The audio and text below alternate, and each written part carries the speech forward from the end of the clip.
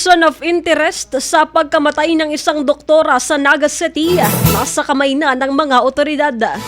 Ang buong detalye ng balita nasa linya sa Megapo Patrol number 16 James Olikino. Bicol Network News Report!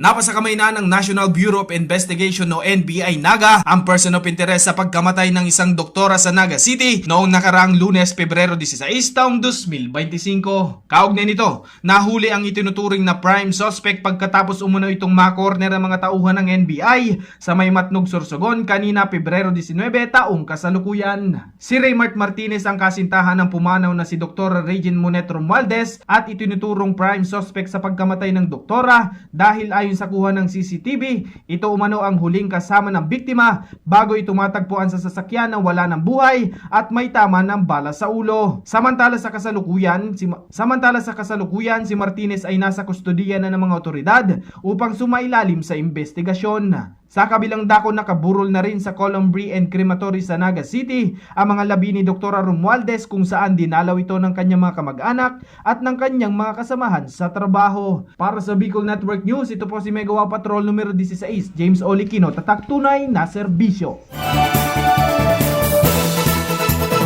Maraming salamat, Megapo Patrol number 16 James Olikino.